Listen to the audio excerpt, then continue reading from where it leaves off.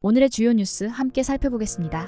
첫 번째 소식입니다. 체코 두코바니 신규 원자력 발전소 수주전에서 한국의 팀코리아가 프랑스 전력공사를 꺾고 우선 협상 대상자로 선정되었습니다. 이는 UAE 바라카 원전 이후 15년 만에 쾌거이자 역대 최대 규모 원전 수출입니다.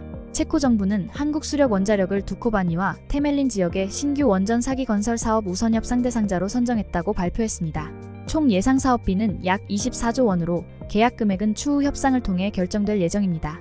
두코바니 원전 2기의 건설이 확정되었으며 테멜린 원전 수주는 추후 결정됩니다.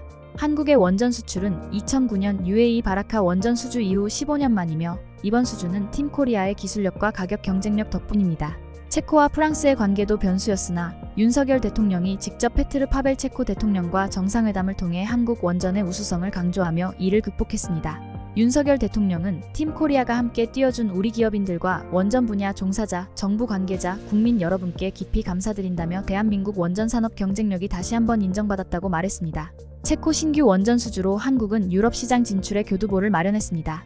이는 한국의 원전 생태계 복원 정책에도 가속도를 붙일 것으로 보입니다. 한국 정부는 한수원을 중심으로 협상 전담 태스크포스를 구성해 최종 계약 협상에 만전을 기할 계획입니다. 이번 수주는 한국 원전 산업의 글로벌 선도 산업으로의 도약을 의미하며 유럽의 탄소 중립 및 전력 수급 안정화에 기여할 것입니다. 다음 뉴스입니다. 정부는 전공의 복귀가 저조한 것에 유감을 표하며 의료 공백 최소화에 최선을 다하겠다고 밝혔습니다. 조규홍 보건복지부 장관은 18일 의사 집단행동 관련 회의에서 각 수련병원의 전공의 결원 규모가 제출되었으며 다수 전공의가 복귀하지 않을 것으로 보인다고 말했습니다. 전체 전공의 1만 3천 명 중 1만 명 이상이 사직 처리될 것으로 예상됩니다.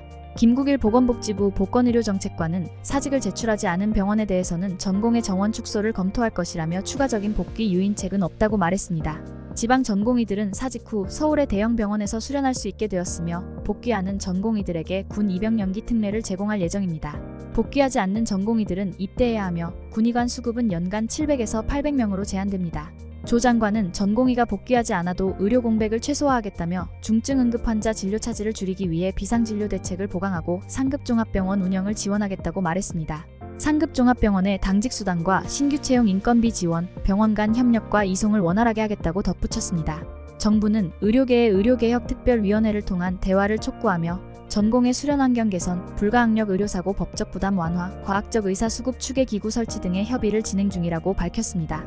다음 뉴스입니다. 조 바이든 미국 대통령이 17일 코로나 양성 판정을 받았으며 경미한 증상을 겪고 있다고 백악관이 밝혔습니다. 바이든 대통령은 도널드 트럼프 전 대통령 피격 사건 이후 처음으로 공개 유세를 재개했지만 다시 유세를 중단하게 되었습니다. 바이든 대통령은 네바다주 라스베이거스에서 열린 유니도스 연례 회의에 참석할 예정이었으나 불참하게 되었습니다. 유니도스 회장 자넷 무르구아는 바이든 대통령이 유감을 표하며 방금 코로나 양성 판정을 받았다고 설명했습니다. 민주당 내부에서 고령으로 인한 후보 사퇴 압박을 받고 있는 바이든 대통령은 재선 도전 의지를 거듭 피력했습니다. 그는 나는 이 일을 어떻게 하는지 알고 있다며 사퇴하지 않겠다고 강조했습니다. 바이든 대통령은 만약 의학적 문제가 발생하면 출마를 재검토할 수 있다고 밝혔습니다. 그는 인터뷰에서 의사들이 문제를 지적하면 재검토하겠다고 답했습니다.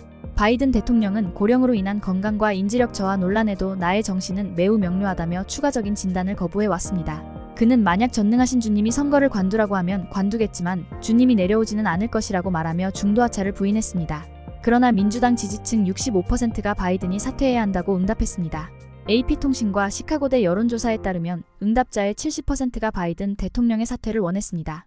민주당 지지층의 65%, 무당층의 77%가 사퇴를 촉구했습니다. 도널드 트럼프 전 대통령에 대해선 공화당 지지층의 73%가 그가 대선을 완주해야 한다고 답했습니다. 민주당 지지층 가운데 바이든 대통령이 이번 대선에서 승리할 것이라고 믿는 응답자는 37%에 불과했으며 트럼프 전 대통령에 대해선 공화당 지지층의 72%가 승리할 것이라고 믿고 있습니다. 다음 뉴스입니다. 시중은행들이 가계대출 증가 속도를 늦추라는 금융당국의 압박에 따라 잇따라 대출금리를 올리고 있습니다. KB국민은행은 18일부터 주택담보대출과 전세자금대출 변동, 혼합형 금리를 0.2%포인트씩 모두 올리기로 했습니다. 우리은행은 지난 12일에 이어오는 24일 가계대출 금리를 추가 인상할 계획입니다. 24일부터 아파트 담보대출 중 5년 변동금리 상품의 대출금리를 0.20% 상향 조정하며 아파트 외 주택담보대출 중 5년 변동금리 상품의 대출금리는 0.15% 인상할 예정입니다. 또한 전세자금대출인 우리전세론 2년 고정금리 상품의 대출금리도 0.15% 높이기로 했습니다. 신한은행도 22일부터 은행채 3년, 5년물 기준 금리를 0.05% 올리기로 했습니다. 해당 대출 상품은 대부분 주택담보대출입니다. KB국민은행, 신한은행, 우리은행 모두 이달 초순에 한 차례 대출 금리를 올렸으나 다시 추가 금리 인상에 나선 것입니다. 우리은행은 12일 주택담보대출과 전세자금대출 금리를 소폭 인상한 바 있으며 KB국민은행은 3일 주택담보대출 금리를 0.13%, 11일 전세자금대출 금리를 최대 0.2% 높였습니다. 신한은행도 15일 금융채 5년물 금리를 기준으로 하는 모든 대출 상품 금리를 0.05% 인상했습니다.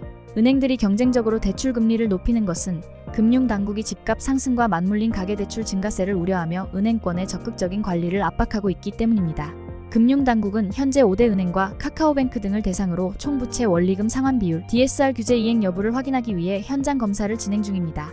김병환 금융위원장 후보자는 전날 국회에 제출한 인사청문 서면 질의 답변서에서 가계대출 증가세가 확대될 우려가 있다며 선제적이고 적극적으로 관리할 계획이라고 밝혔습니다.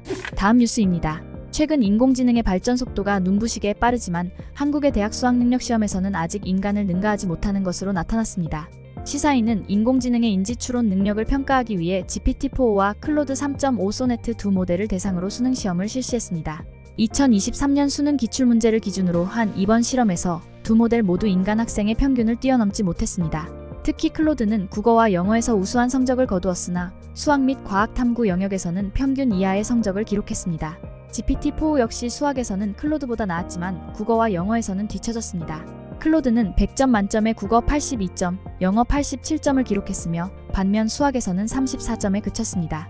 GPT-4는 수학에서 66점을 기록했으나 국어 59점, 영어 79점을 받았습니다.